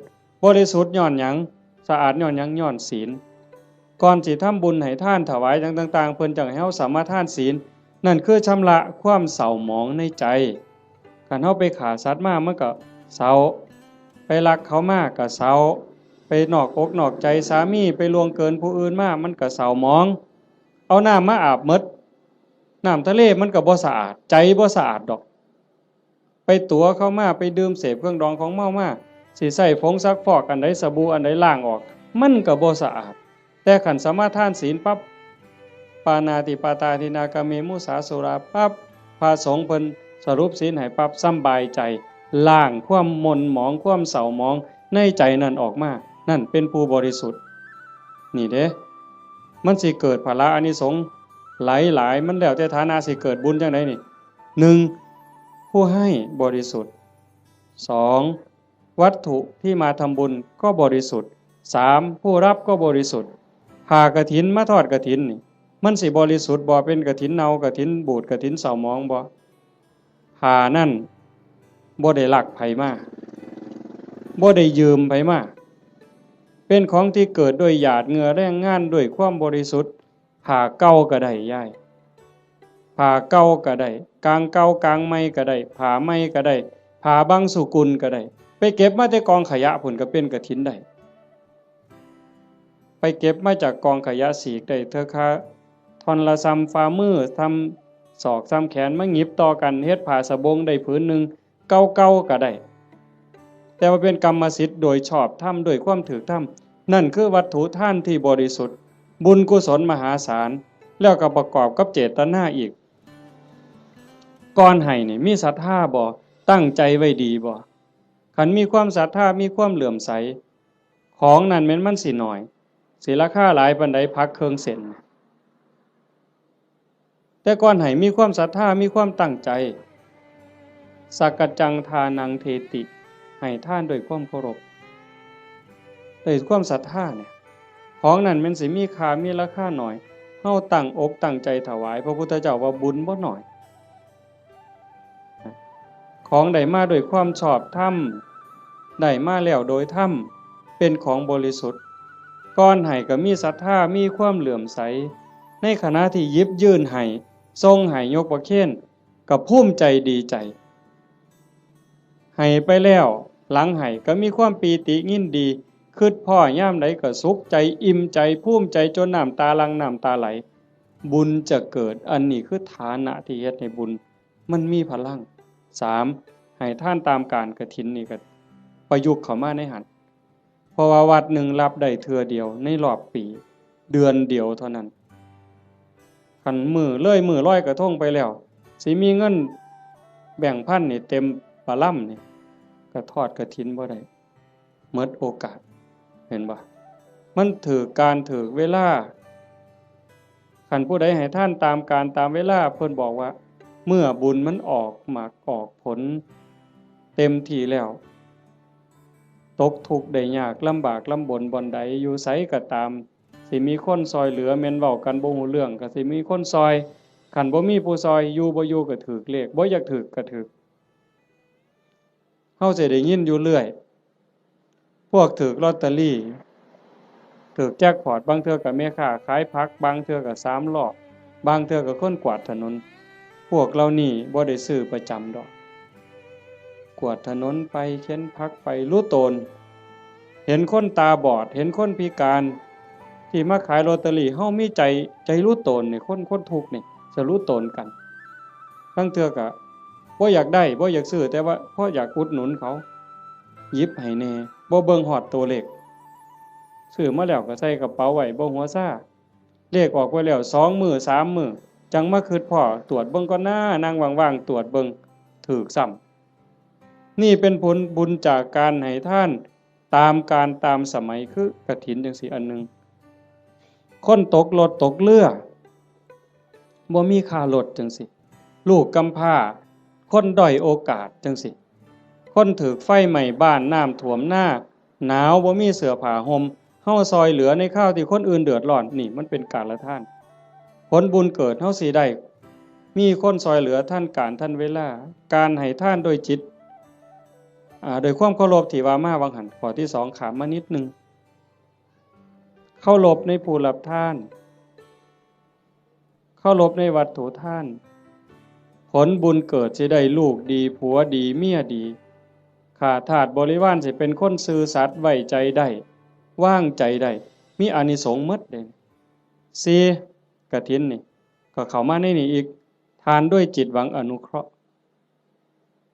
ตามธรรมดางานกฐินมันสิเป็นเรื่องของพระเรื่องกฐินเป็นเรื่องของพระบ่เกี่ยวกับโยมออกพรรษามามื้อวันแฮม1ค่ำเดือน11จนฮอดวันเพ็ญเดือน12ระยะเวลา1เดือนนี่ภาษาธรรมเพิ่นสิเอิ้นว่าจีวรการเวลาแห่งการแสวงหาผ้า ออกพรรษาปั๊บเพิ่นก็สิแยกย้ายกันไปเพราะว่าผ้าสมัยเก่ามันบ่ได้ดีคือซุมื้อผ้ามันเปื่อยเป็นฝ่ายอีโป้แม่นบ่พ่อใหญ่อาตมาก็ได้ใช้อยู่ย้อนหลังไป40กว่าปีหั่นฝ่ายตำเอาเองมันบ่ได้เหนียวบ่ได้หมั่นปานนี้มายิ่งสมัยก่อน 2,600 กว่าปีโยมว่ามันสิปานไหนไปเก็บมาจากกองขยะผ้าห่อศพจังสิผ้าเปื้อนประจำเดือนไม่ออกก็ไปถิ่มจังสิผ้าไปฉีกก็มาต้มน้ำเลือดน้ำเหลืองออกซักน้ำออกมาเย็บเป็นผืนแต่บัดมื้อนี้ย่ายผู้เป็นเจ้าภาพพร้อมลูกพร้อมหลานเขียนหนังสือว่าสั่นก็ถือพานดอกไม้ไปกราบหลวงพ่อเจ้าอาวาสหลวงปู่หลวงตาผู้บาอาจารย์บ่ต้องลำบากเด้อบ่ต้องกังวลเด้อเรื่องกฐินปีนี้ข้าน้อยสิพาลูกพาหลานพาพี่พาน้องเฮ็ดถวายดอกเด้อให้ครูบาอาจารย์สบายใจได้ศึกษาธรรมะปฏิบัติธรรมะมาบอกมาสอนพวกผู้ค้านี่คือการให้ทานด้วยจิตหวังอนุเคราะห์นั่งเมื่อให้ทานด้วยจิตหวังอนุเคราะห์จังสี่ผลบุญมันเกิดในเมื่อผลบุญเกิดขึ้นมาปั๊บเพิ่นบอกว่าเฮาสิได้ใช้ได้สอยแต่สิ่งดีสิ่งงามของเหลือเลือกเขาก็เป็นของดีเขาเลือกไปหมดแล้วเหลือไว้อันเดียวเฮาเอามาใช้ก็สิเป็นของดีมีคุณภาพมีความคงทนอันนี้บุญได้เป็นผู้เอาให้บ่มีพระเจ้าทั้งใดโดนบันดาลบ่มีพระพรหมทั้งใดลิขิตแต่ว่าผลบุญผลกรรมของแต่ละคนที่ตนเองสร้างตนเองเฮ็ดมันสิส่งผลเองนี่ให้ทานโดยจิตหวังอนุเคราะห์กฐินก็ในหันจังว่ามันเป็นบุญหลายให้ทานโดยการบ่เบียดเบียนบ่เบียดเบียนตนเองบ่เบียดเบียนผู้อื่นก็คือในงานนี่บ่เห็นเหล่าเฮาบ่เบียดเบียนเขาโดยเอาเหล่ามาเกลือเขามันดีซั่นบ่คันด้วยความเข้าใจด้วยความมักก็สิว่ามันดีแต่เว้าด้วยความเป็นจริงโยมก็คิดเบิ่งบัดคันว่ามันดีเลี้ยงเหล่ามันดีนี่ลูกเฮาน้อยๆเอาเหล่ากอกมันเบิ่งสมมุติไปเล่นในบ้านผู้เฒ่าจับเอาเหล่ากอกหลานเฮานี่ยายสิว่าจังได๋ยามผัวเมาเหล้านี่สำบายใจบ่ไปนั่งกินอยู่นั่นก็เคิกเวลาเฮ็ดหน้าแล้วอันนั้นบ่ทันเมาได้แต่นั่งกินอยู่นั่นก็บ่แห้งแล้วเธอเมาล้มป่องงองนอนคาบหญ้าหมาเลียปากอยู่หั่นบัดลูกก็อยากอายคนเมียก็อยากอายคนเคิกเวียกไปอีกเป็นมื้อดีบ่ดีทะเลาะวิวาทตีกันหัวล้างข้างแตกขึ้นโรงขึ้นศาลอีกหวยแขนหักขาขาดพิกลพิการลูกกำพร้าเต็มบ้านเต็มเมืองนี่ย้อนเหล้ายังสิว่าดีอยู่อำเภอรัตนะนี่บ่ปานใดดอกเนาะไก่สุรินทร์จักหน่อยคนสุรินทร์ไม่กินสุรายังว่าหมาสุรินทร์เสยอยู่เว้ยแต่ว่าสมัยมันเปลี่ยนแล้วเนาะไปอยู่ศรีสะเกษแทนแล้วบัดนี้อันนั้นก็บ่ยอมแพ้คือกันในทางนั้นก็ได้แต่ว่าเฮานี่มันพัฒนามาแล้วโยมเห็นบ่มันบ่ดีเฮาก็จังทำบุญโดยการบ่เบียดเบียนคันเฮาทำบุญด้วยการไม่เบียดเบียนนี่พระพุทธเจ้าเพิ่นบอกว่าเมื่ออานิสงส์เกิดผลบุญมันทรงเต็มที่เฮามีดินมีดอนมีไหมีหน้าเฮือนซ่านบ้านซองทรัพย์สินสมบัติโจรลักบ่ได้ไฟบ่ไหม้ของเฮาลมบ่พัดของเฮาให้เสียหายเห็นบ่เพิ่นจังว่าเฮ็ดบุญกฐินมันได้บุญหลายมันก็แม่นกันเฮ็ดเป็นบ่เป็นก็จอดคือกันลงทุนเป็นแสนเป็นล้านก็ลองเบิ่งที่ล่ะกันเฮ็ดแบบว่านี่ขาหมูขางัวสั้นขาสังลางไปนี่ผู้ใดมาก็ปาดก้อยซกเล็กอยู่กับนี่รถเอาลองเบิ่งเราก็เอารถมาจอดไปนี่อยากกินเท่าใดก็กินนี่มันจะบ่ตีกันหัวล้างข้างแตกอยู่นี่เจ้าภาพสิไปอยู่ไสล่ะเจ้าว่ากินบ่อิ่มด่าเจ้าภาพอีกเมามาหากใส่เจ้าภาพเสร็จอีกลองเบิ่งเป็นบุญบ่ใดบัดนี้บ่มีแต่ว่าคันแนวนี้แม่ป้าพ่อลุงแม่ใหญ่จักมาแต่ไสนี่มานั่งฟังเทศน์ฟังธรรมนํกันด้วยความสงบงามอันนี้มันเกิดบุญมันนี่จะเว้าเรื่องกฐินจักนิดนึงแต่ว่ามันจะได้บุญหลายแนวใดเขาเบิ่งเอาแต่ซ้ำสายตาเฮาเห็นคันเป็นบุญอย่างอื่นบุญแจกข้าวบุญอัฏฐาซื่อๆโยมก็บ่เฮ็ดคักปานนี้อันนี้เตรียมการโดนเป็นแห้มเดือนแห้มปีตั้งต่อเพราะว่าเฮาเชื่อว่ามันเป็นบุญ บอกลูกบอกหลานว่าลูกเอ้ยหลานเอ้ยทั้งลูกไผ่ลูกเขยหมู่เจ้าเก็บเงินเด้อออมเงินเด้อประหยัดแน่แม่สิพาเฮ็ดบุญกฐินหาพ่อใหญ่แม่ใหญ่หาปู่หาย่าหาพ่อผู้มีพระคุณในวงตระกูลเฮาอย่าสะเอาแต่สองนี่เด้บ่แม่นเพียงแค่ตาพ่อใหญ่ตาแม่ใหญ่พุทธบุญรัตน์อย่างเดียวพ่อแม่ในอดีตปู่ย่าตาทวดในชาติก่อนภพก่อนผัวชาติก่อนเมียชาติก่อนลูกเต้าเหล่าหลานแต่อดีตตลอดฮอดเจ้ากรรมนายเวรเฮาเอาพ่อใหญ่ตาแม่ใหญ่พุทธนี่เป็นหลักแล้วก็ต่อไปฮอดพวกที่เฮาบ่เคยฮู้จักนั่นคือพวกเหล่านั้นเพิ่นอาจจะรอคอยรับบุญรับกุศลที่โยมเฮ็ดอยู่เฮาจะบ่ขี้ทีแฮ่งให้แฮ่งได้อย่าไปเว้าเด้มันเรื่อยๆอยู่แม้แต่อยู่วัดครูบาเขารายการจังซี่หรือไปเทศน์บางหม่องยังมีอยู่ในความคิดจังซี่ว่าคันอุทิศไปให้ผู้อื่นมันสิบ่หมดบ่เพิ่นย้านบุญเพิ่นหมดเฮ็ดแล้วต้องเอาผู้เดียวคันกรวดน้ำอุทิศไปมันสิหมดบ่เพิ่นย้านบุญหมดจริงๆมันบ่หมดยิ่งให้ยิ่งได้ยิ่งให้ยิ่งหลายเฮาเบิ่งคือเฮาเตรียมกฐินผูกผ้าเตรียมอาสงฆ์เฮ็ดฝาเฮ็ดผ้าข้างหลังเฮ็ดสายลุง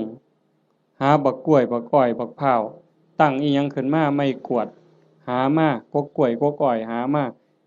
กองกฐินนี่มันยิ่งใหญ่ความตั้งอกตั้งใจจังซี่มันก็ก่อให้เกิดบุญพอเฮาเฮ็ดด้วยศรัทธาเฮ็ดด้วยความเคารพเฮ็ดด้วยความตั้งใจนี่อานิสงส์มันหลายแล้วก็อีกอย่างหนึ่งหลังจากเฮานอกจากเฮาจะเฮ็ดด้วยความตั้งอกตั้งใจด้วยความศรัทธาแล้วประโยชน์มันเกิดกับพระพอประโยชน์เกิดกับพระที่เอิ้นว่าอานิสงส์เกิดกับพระแล้วมันก็ยังย้อนมาใส่โยมแม้แต่เฮาบ่เฮ็ดจังซี่อ่าอานิสงส์ที่มันเกิดจากการเป็นคนดีมีศีลมีธรรมที่เฮาเฮ็ดอยู่ประจำพระพุทธองค์เพิ่นก็บอกว่ามันมีอยู่4อย่างอันนั้นคือสากล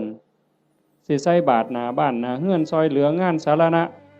ธารณะจังซี่งานวัดงานโรงเรียนงานตำรวจงานอนามัย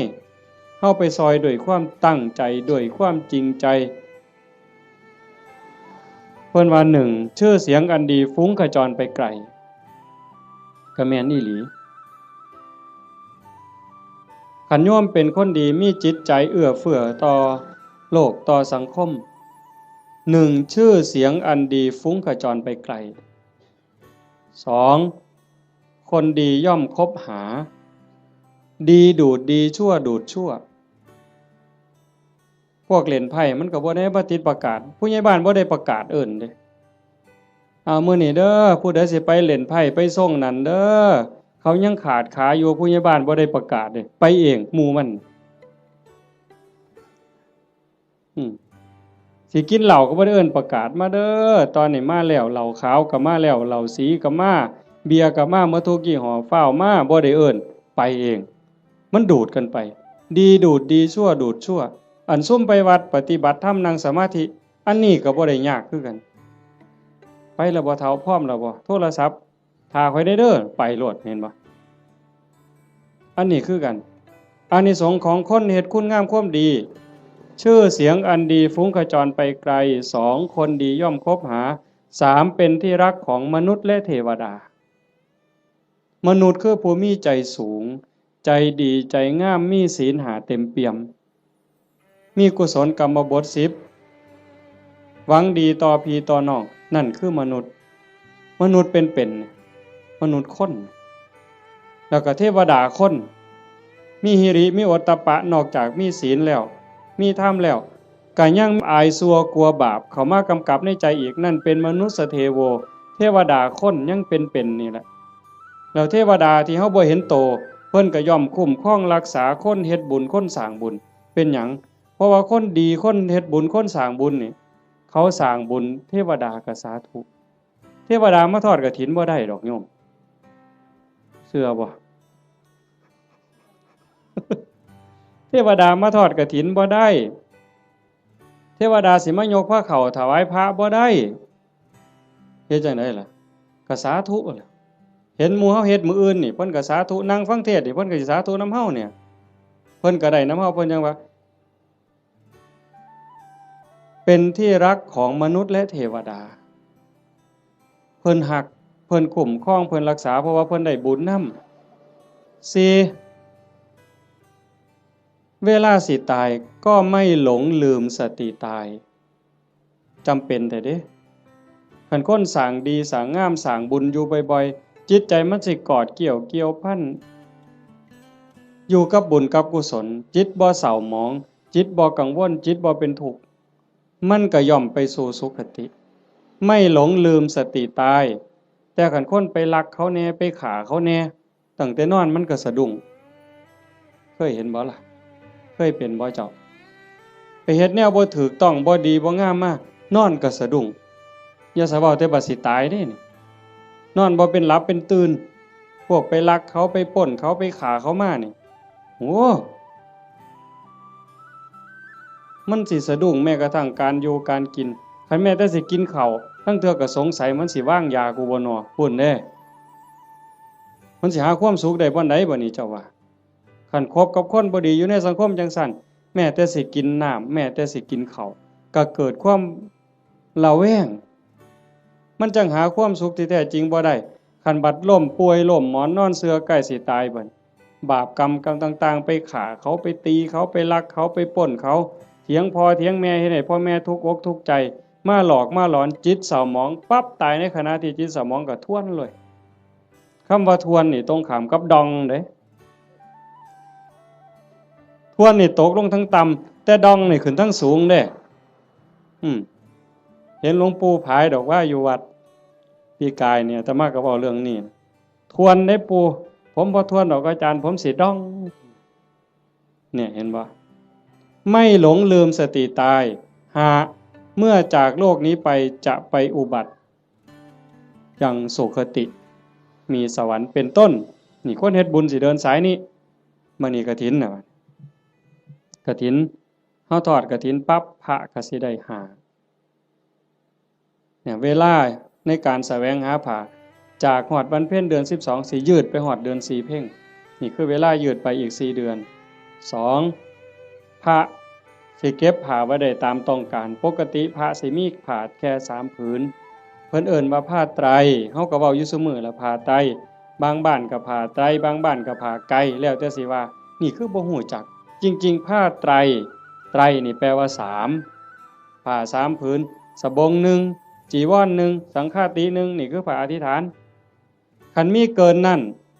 เอาผ้าจีวรหามาได้อีกผืนนึงเอาไว้เสยนี่คันครบ10มื้อบ่สละให้เณรบ่สละให้พระภิกษุรูปใดรูปหนึ่งบ่สละให้สงฆ์เป็นนิสสักขิยปาจิตตีผ้าผืนนั้นใส่บ่ได้ไปแตะไปต้องไปสู้นไปใส่บาปทุกเที่ยวเป็นบาปเป็นโทษเป็นอาบัติเมื่อโยมทอดกฐินแล้วอย่าว่าแต่4ผืนเลยเอาไว้เต็มเฮือนนี่ก็บ่เป็นหยังเอาไว้เต็มเดินวัดก็บ่ผิดนี่คืออานิสงส์ที่พระได้เก็บผ้าไว้ได้ตามต้องการ3เมื่อจากอาวาสสิไปไสก็ตามไม่จำเป็นต้องเอาผ้าไปครบสำรับบางหันว่ามีเกิน3บ่ได้มื้อนี้ขาด3บ่ได้บัดนี้ข้อที่3เพิ่นเอิ้นว่าปราศจากจีวรสมมุติว่ามันบ่ทันได้ออกพรรษาบ่ทันได้รับอานิสงส์พรรษาอานิสงส์กฐินอาตมาอยู่วัดเคยมันเป็นวัดป่าเนาะกุฏิอยู่ไกลๆจังซี่ยามมื้อแลงนุ่งผ้าสบงสงน้ำมาตากไว้อยู่กุฏิบัดยามมื้อเช้ามาทำวัดอยู่ศาลามาอยู่พี่อยู่ศาลาจนแจ้งผ้าสบงผืนนั้นไปใส่อีกบ่ได้มันเป็นผ้าขาดราตรีเพิ่นเอิ้นว่าเป็นนิสสักขิยปาจิตตีผ้าสบงผืนนั้นต้องสละให้สามเณรต้องสละให้พระรูปหนึ่งหรือสละให้สงฆ์คันบ่สละไปแตะไปใส่ไปจับไปต้องขึ้นมาปั๊บต้องนิสสักขิยปาจิตตีเป็นบาปทุกเที่ยวโยมแต่ในเมื่อโยมทอดกฐินแล้วปั๊บได้รับอานิสงส์อย่าสว่าแต่อยู่ในวัดเอาผ้าถิ่มไว้ในวัดพูนไปเที่ยวเล่นอเมริกาเสยคิดม่วนพูนขี่ยานอวกาศไปเล่นดาวอังคารเสยบ่บาปบ่ผิดอานิสงส์ที่โยมทอดกฐินมันคุ้มครอง4 ฉันคณะฉันเป็นวงได้ฉันปรัมประฉันดูได้ที่จริงพระพุทธเจ้าเพิ่นขอร้องให้พระนี่ฉันในบาตรมันบ่ยากกับผู้อื่นแล้วก็ฉันเธอเดียวเฮาบ่ได้ทำให้ทำหน้าบ่ได้ไปแบกไม้ไงต่อหากินเองบ่ได้กินดูหลายโยมเขายากเมืองสิซะ ออกซื้ออาหารบ่ได้จังซี่แต่มอโยมทอดกฐินแล้วปั๊บก็สามารถฉันเป็นกลุ่มเป็นวงได้เพราะว่าเฮ็ดผ้ามันอาจจะบ่แล้วง่ายในเวลาจังซี่จักหน่อยก็แล่นไปจูไฟเพราะมันบ่มีสีสำเร็จเด้ฟักบักมี่หาฟืนมาไว้พ่อใหญ่สิเคยเห็นแต่ก่อนแม่นบ่ย้อมเปลือกไม้ย้อมหากไม้ย้อมแก่นไม้เขี่ยวไว้จังซี่กำลังฉันอยู่ไฟอ่อนไฟสิมอดก็ออกไปจูไฟมาฉันอีกก็ได้จังซั่นน่ะเพิ่นว่าสิฉันจักเทื่อก็ได้แต่ว่าอย่าเกินเที่ยงคันพอทอดกฐินแล้วก็เป็นแบบนั้นบ่เป็นโทษพอที่หานะที่พระได้ลาภสักการะที่เกิดขึ้นคือของเอากองกฐินไปถวายมื้ออื่นเป็นของพวกเธอที่จำพรรษาในอาวาสนั้นพระในวัดบ้านเฮานี่วัดอีหยังบ้านวัดค่ำศรีบ่วัดค่ำศรีบ้านบึงพระที่จำพรรษายังวัดค่ำศรีบ้านบึงเป็นผู้ได้รับของทั้งหมดเนี่ยเจ้าคณะจังหวัดสุรินทร์มันร่วมนำคือสิสมเด็จสังฆราชมาร่วมรับกฐินนำมื้ออื่นก็บ่ได้ดอกโอ้ยข่อยเป็นสังฆราชเด้อผ้าพื้นนี่ข่อยสิเอาดอกถูกใจแท้ๆบ่ได้เด้โยมบ่ได้นอกจากพระวัดเฮาสิตกลงปรงใจถวายจังสิได้เป็นของภิกษุที่อยู่ในวัดเราโยมได้หาขอจำได้เหรอตัวพระได้หาขอไหม1เวลายืดไปหอดเดือน4แม่นบ่2เก็บผ้าไว้ได้ตามต้องการ3ไปปราศจากจีวรก็ได้4ฉันคณะฉันปรัมประออกชื่อโภชนะได้เพิ่นจังเฮาสิได้ยินครูบาอาจารย์เพิ่นบอกเรื่อยๆว่านิมนต์ฉันเพลนิมนต์ฉันจังหันบ่แม่นอาจารย์นิมนต์ฉันตำบักหุ่งบ่ได้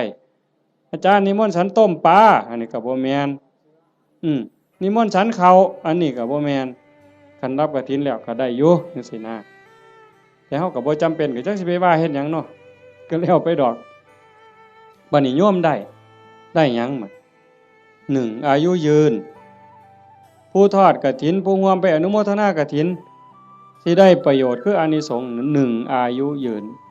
ชาตินี้อาจจะท่านบ่ท่านก็บ่แน่บาปเก่ากรรมเก่าที่เฮ็ดไว้มันอาจกำลังส่งผลอยู่คันบุญเก่าบ่แห้งพอมันก็ต้องไปตามนั้นแต่คันเฮาเฮ็ดด้วยความตั้งใจชาติต่อไปพบต่อไปผลบุญมันตามทรงนี่1อายุยืนทั้งตัวเลข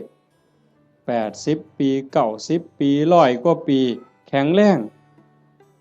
บ่แม่นนอนอยู่ในห้อง ICU ว่าอายุหลายปานใด100ปีพวกก็บ่พอใจดอกแนวนั้นเนาะนอนในห้อง ICU ให้อาหารทั้งสายอย่างหันใจเองก็บ่ได้ก็จักสิยืนไปหยังล่ะเว้ยแต่ก็บ่แม่นแต่ตัวเลขซ้ำนั่นผมก็ยืนผมบ่งอกง่ายบ่โลนง่ายจังซี่นะแขวก็ยืนบ่ขูบ่ลนบ่โยกบ่ค้อนนี่ตาก็ยืน70ปี80ปีห้อยก้นเข็มปั๊บแง่ปั๊บดึงจักโลดนั่นคือบุญเด้น่ะท่านผู้บุญบ่หลายบัดนี้ว้ายใส่แว่นสายตาตั้งแต่อยู่ประถมพี่อย่าสว่าแต่เข็มเย็บผ้าเลยเข็มเย็บกระสอบนี่ก็จ้อยหูล้มแข้งนี่ก็แง่บ่ถึกอยู่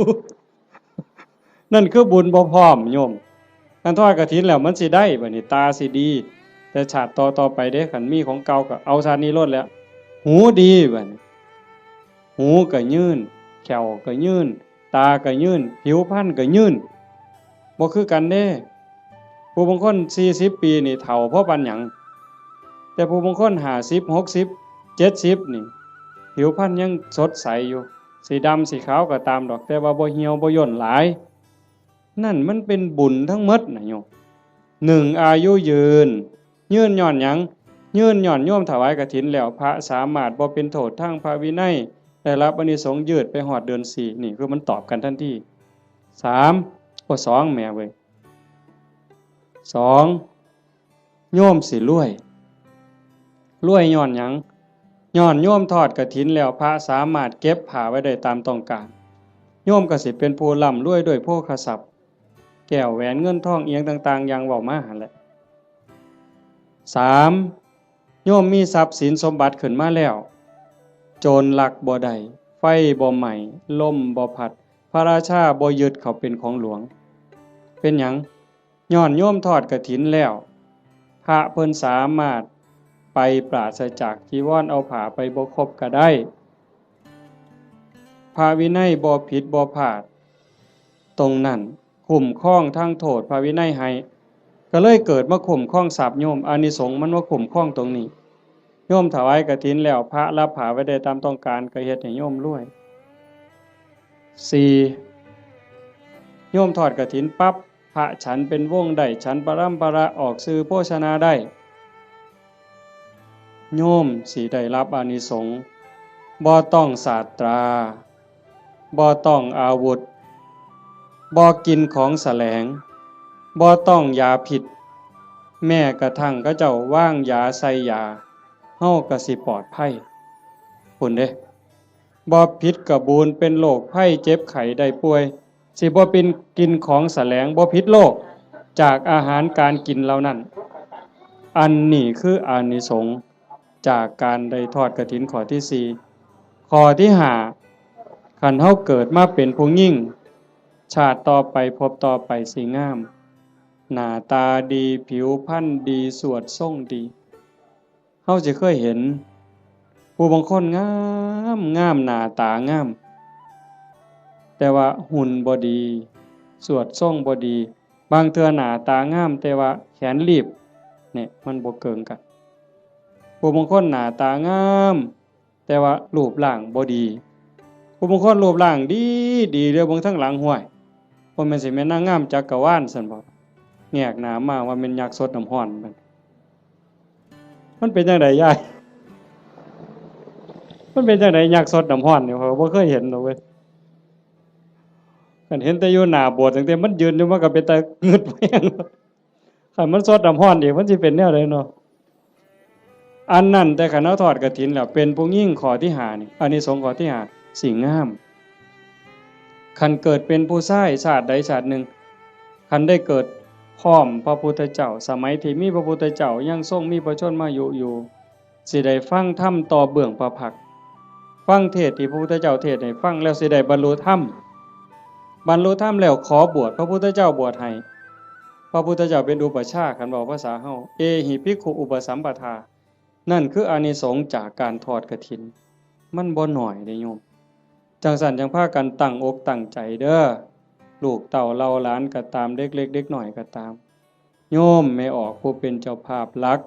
ตุ่มพี่ตุ่มน้องถือว่าเป็นประมุขเป็นประธานเป็นหัวหน้าเทวดาให้เฮ็ดใจให้ม่วนๆบ่ได้เฮ็ดดูปานใดดอกปีนี้อาตมาก็จะเฮ็ดอยู่หลังจากแล้วอยู่วัดวันที่21 22ถอดอยู่วัดวันที่25อาตมาสิไปถอดอำเภอเสรภูมิจังหวัด101ก็อยากได้คือกันนะโยมอยากเฮ็ดบุญคือกันก็พยายามมีโอกาสบ่ใดก็จะเฮ็ดให้เฮาได้ตั้งอกตั้งใจรักษาใจเจ้าของในจากนี้ไปให้มันงามๆไผสิว่าจังได๋ก็สร้างสิเกิดอิหยังขึ้นก็ให้ใจเฮาสงบให้ใจเฮางามเพื่อมันสิเป็นแรงเกื้อหนุนส่งจิตวิญญาณเฮาให้ไปที่ดีที่งามไปสู่ที่ชอบที่สุขตินอกจากนั้นเฮาก็มีความหมายหมั่นปั้นมือว่าสิอุทิศบุญกุศลให้บุคคลผู้มีพระคุณเป็นพ่อเป็นแม่ปู่ย่าตายายผู้มีพระคุณทั้งหลายที่เฮาฮักเฮาแพงตลอดถึงเจ้ากรรมนายเวรที่ว่าไปว่าหั่นว่าได้เฉพาะปรัตถตูปชีวีอันนั้นคือได้ทันทีแต่นอกจากนั้นสิเป็นสัตว์นรกก็ตามเป็นเปรต11จางนั่นชนิดนั้นก็ตามอสุรกายสัตว์เดรัจฉานเทวดาอินทร์พรหมคันเพิ่นได้เห็นการกระทำที่งดงามคือโยมเฮ็ด1 ชั่วโมงกับ25 นาที20 กว่านาทีที่เฮาฟังธรรมมานี่เฮาเงียบเฮาสงบเฮาตั้งใจมองนี่บ่ว่าดวงจิตดวงใดดวงวิญญาณดวงใดก็แล้วแต่สิล่องลอยมาพบมาพ้อมาเห็น อดบ่ได้ย่อมอ่อนซ่อนย่อมอนุโมทนาเพิ่นสิได้นำเฮาตอนเพิ่นอนุโมทนายินดีนำอ่อนซ่อนนำอันนี้นักปราชญ์ก็ยกย่องบัณฑิตก็สรรเสริญแม่นพระพุทธเจ้ามาพบมาพ้อเฮานั่งฟังเทศน์สมโพธิกองกฐินอยู่จังซี่พระองค์ก็ย่อมอนุโมทนาสาธุจังซั่นจังว่าบุญตรงนี้เกิดแน่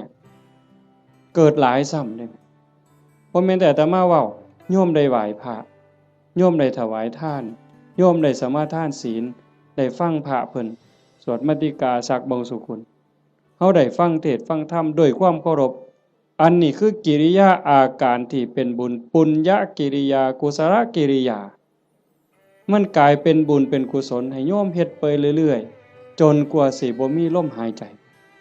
บ่อิ่มบ่เต็มบ่เพียงบ่พอง่ายอย่าว่าพอแล้วล่ะอย่าว่าพระพุทธเจ้าตรัสรู้เป็นพระสัมมาสัมพุทธเจ้าแล้วมีมื้อใดที่พระพุทธเจ้าบ่เฮ็ดบุญบ่เป็นแบบเป็นอย่างบ่สอนธรรมแม้กระทั่งลมหายใจสุดท้ายสิมาถึงนอนเหยียดลงแล้วที่สารวโนทยานเมืองกุสินาราก่อนใจสิดับลงพระองค์ก็ยังได้ตรัสสังขารทั้งหลายมีความเสื่อมไปเป็นธรรมดาเธอทั้งหลายจงตั้งตนในความไม่ประมาทประโยชน์ตนก็อย่าประมาทประโยชน์คนอื่นก็อย่าประมาทประโยชน์ทั้งสองฝ่ายก็อย่าประมาทให้รีบสร้างรีบทำเห็นบ่เฮาก็คือกันโยมท่านก็เฮ็ดศีลก็รักษาภาวนาก็ภาคเพียรอ่อนน้อมถ่อมตนต่อผู้หลักต่อผู้ใหญ่ผู้เฒ่าผู้แก่พระสงฆ์องค์เน้นซอยขนขวายในกิจที่ชอบอันใดที่เป็นประโยชน์ออกเหงื่อออกแห้งซอยกันเฮ็ดช่วยขนขวายในกิจที่ชอบฟังธรรมแสดงธรรมอนุโมทนาบุญอุทิศส่วนบุญทำความเห็นในถูกต้องถูกตรงอย่างน้อยๆเชื่อว่าบาปมีบุญมีชาติหน้าชาติก่อนนรกสวรรค์มีจริงอันนี้คือต้นเหตุสาเหตุทางเกิดแห่งบุญจึงขออนุโมทนาสาธุกับญาติโยมสุโขสุคนเด้อท้ายที่สุดก็ขอรัตนะอ้างอิงเอาอำนาจแห่งคุณพระศรีรัตนตรัยคุณของพระพุทธเจ้าพระธรรมพระสงฆ์และอำนาจแห่งบุญกุศลคุณงามความดีที่มีทั้งหมดทั้งมวลในสากลจักรวาลจงหลอมร่วมมาเป็นตบะเป็นเดชะเป็นพลวปัจจัยอำนวยหนุนส่งไปถึงดวงจิตวิญญาณของโยมพ่อใหญ่ตาแม่ใหญ่พุทธบุญรัตน์ตลอดถึงญาติโกโหติกาปู่ย่าตายายผู้มีพระคุณทั้งหลายสรรพสัตว์ทั้งหลายเจ้ากรรมนายเวรของญาติโยมทั้งหลายหากว่าสามารถรับรู้รับทราบได้ด้วยตนเองก็จงอนุโมทนาสาธุรับเอาหากบ่สามารถสิรู้ทราบได้ด้วยตนเองก็ขอฝากข่าวบุญข่าวกุศลที่โยมพ่อใหญ่อ่อนแม่ใหญ่สมศรีสมบัติโยมภาวิรัตน์วิภารัตน์โยมทวิศักดิ์สาฤทธิ์ดีโยมพ่อใหญ่สังงาโยมกาญจนาโยมสิริพรโยมกิตติบุญรัตน์โยมชูชาติผลกังวานโยมแม่ใหญ่สมบูรณ์กตศิลาโยมประจวบโยมมณีรัตน์สมุทรหลาโยมหานโยมชาญชัยโยมดวงธิดากตศิลาโยมพรณภากตศิลาโยมไกรสอนโยมจันทิราตะการจันทร์พร้อมทั้งญาติโยมหมดสุขุสุคนได้สร้างได้ทำในข้าวครั้งนี้ฝากไปกับปวงเราเทพเทวดานางธรณีภูมิญาณวิถีอันเป็นทิพย์จงนำข่าวบุญส่วนนี้ไปแจ้งแก่ดวงจิตวิญญาณพ่อใหญ่ตาโยมแม่ใหญ่พุทธบุญหลาดพร้อมทั้งปู่ย่าตายายผู้มีพระคุณบุคคลอันเป็นที่รักของท่านเจ้าภาพของญาติโยมทั้งหลายให้ได้รับรู้รับทราบแล้วจงอนุโมทนาสาธุรับเอาหากว่ามีความทุกข์ก็ขอบุญกุศลส่วนนี้จงถ่ายถอนให้ได้พ้นไปจากความทุกข์หากว่ามีความสุขดีอยู่แล้วก็ขอให้ได้มีความสุขยิ่งขึ้นไปสุดท้ายขอบุญกุศลเหล่านั้นจงสะท้อนย้อนกลับมาปกปักรักษา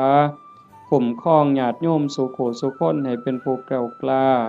อาถรรพ์ร่าเริงในการสร้างบุญสร้างกุศล